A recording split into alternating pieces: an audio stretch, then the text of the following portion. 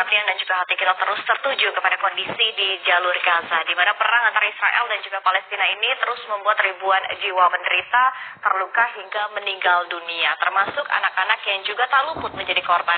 Bahkan update terbarunya untuk korban sendiri juga sudah menyentuh 10.000 ya. Dan di satu sisi kita harus mendengarkan informasi ataupun juga berita terkait dengan anak-anak yang harus kehilangan orang tua dan juga Sungguh kejam, tentara Zionis telah membunuh 10.000 lebih warga negara Palestina. Begitu sangat sedihnya negara Palestina.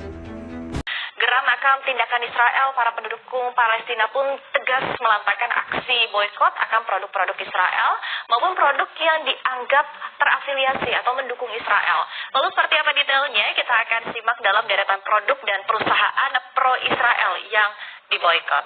Kita akan lihat ya, jadi memang kalau aksi boikot ini bagi Anda yang sering scrolling sosial media, ini banyak sekali ya di laman sosial media kita sering kita temukan begitu ya akhir-akhir ini. Dan memang kalau kita sebut satu persatu produk asal atau produk yang terafiliasi dengan Israel hingga produk yang menyatakan dukungannya baik langsung maupun tidak langsung terhadap Israel, ini tentu cukup sulit ya karena ada banyak sekali produk-produk di dunia. Namun gerakan produk ataupun juga boikot anti produk Israel yang tergabung dalam movement BDS atau boycott, disinvestment dan juga sanction telah menyebutkan sejumlah produk yang masuk ke dalam daftar boykot Israel. Oke guys, mari kita boikot bersama-sama produk-produk yang mendukung perekonomian negara Israel yang sudah menyerang warga Palestina ya guys ya. Siemens yang diklaim terlibat dalam usaha ilegal Israel untuk pembangunan Euro-Asia Interconnector di pemukiman Palestina. Next kita lihat juga ada Puma. Ini ada salah satu produsen pakaian olahraga terkemuka di dunia, juga ikut ya masuk ke dalam daftar boykot karena telah menjadi sponsor internasional tunggal untuk Asosiasi Sepak Bola Israel atau IFA. Kemudian kita lihat juga ada AXA, perusahaan asuransi yang disebut-sebut melakukan investasinya di bank-bank Israel. Kemudian ada juga soda Stream yang ini adalah mesin untuk membuat soda atau minuman berkarbonasi di rumah. Kemudian ada juga Ahava. Ini adalah produk kecantikan yang menggunakan mineral laut hitam. Ada juga Humus Sabra, usaha produk makanan patungan antara PepsiCo dan juga Strauss Group. Kemudian ada buah-buahan dan juga sayuran asal Israel. Serta kalau kita lihat di sini memang ada banyak jenis ya begitu untuk sayur-sayuran dan juga buah-buahan. Dan yang memang paling populer ini adalah anggur dan juga kurma asal Israel. Sekali lagi, ini tadi daftar yang dikeluarkan oleh BDS Movement atau gerakan untuk anti produk-produk asal Israel ya. Kemudian kalau kita mau tarik lagi, memang sekali lagi untuk produk turunannya banyak sekali dan banyak juga nama-nama produk yang ikut termention utamanya di sosial media. Kita lihat ya berikutnya seperti apa. Jadi ramainya aksi boykot ini juga tentu tidak lepas nih ya dengan nama-nama produk makanan dan juga minuman asal negara-negara barat. Seperti kita lihat di sini ya.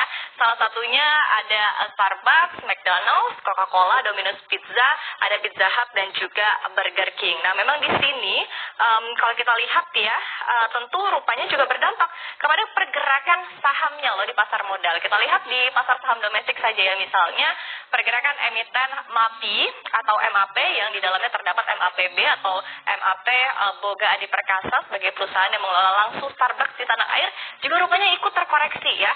Dalam 1 bulan terakhir misalnya untuk MAPB ini sendiri sudah melemah kurang lebih di 2,71%. Ini tadi sudah dicek sekitar siang tadi pukul 12 siang. Kemudian kita lihat juga untuk MAPI atau MAPI ini terkoreksi dalam 1 bulan terakhir ya di 17,84% pelemahannya. Nah, tapi ini cukup menarik kalau kita lihat ya kondisinya dengan yang ada di Amerika Serikat ataupun juga Wall Street, di mana sebetulnya saham Starbucks ini sempat turun nih sejak aksi pengeboman yang sudah berlangsung begitu di 7 Oktober kemarin begitu ya, sejak perang berkecamuk di 7 Oktober. Sebetulnya untuk pergerakan saham dari Starbucks ini sempat turun sebentar begitu, namun sebelumnya kita lihat dalam beberapa waktu terakhir sudah ada penguatan yang cukup signifikan untuk emiten Starbucks. Nah, demikian juga untuk McDonald's, Coca-Cola, Domino's Pizza, Pizza Hut, dan juga Burger King ini justru sahamnya bergerak naik begitu ya, meskipun sekali lagi aksi boykot ini juga ramai tidak hanya di domestik tapi juga di seluruh dunia. Dan bahkan sebetulnya kalau kita lihat ya, dari Starbucks sendiri ini dilaporkan penjualannya pun turun hingga 33% berkat adanya aksi boykot yang dilakukan oleh berbagai pihak. Nah, kemudian kita lihat nextnya.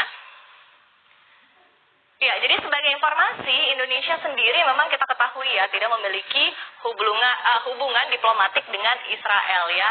Dan tapi di satu sisi secara ekonomi hubungan dagang sebetulnya tetap terjalin nih dalam bentuk bisnis to bisnis atau B2B. Jadi berdasarkan data dari Badan Pusat Statistik, ekspor dan juga impor antara Indonesia dan juga Israel ini masih terjalin. Di mana kalau kita lihat datanya ya yang disampaikan oleh PLT Kepala Badan Pusat Statistik atau BPS, Amalia Adininggar Widiasanti mengatakan total impor Israel selama Januari hingga September 2023 ini adalah sebesar 14,4 juta dolar Amerika Serikat. Di mana sebelumnya pada 2022 lalu total impor ini mencapai 47,8 juta dolar Amerika Serikat. Dan pada 2021 lalu angkanya adalah di 26,5 juta.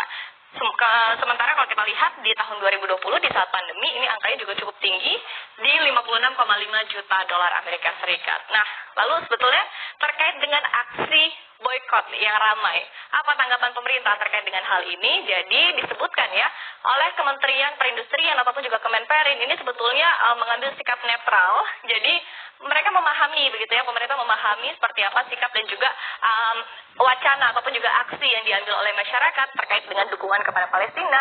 Tapi di satu sisi Kemenperin menyebutkan momentum ini justru harusnya dimanfaatkan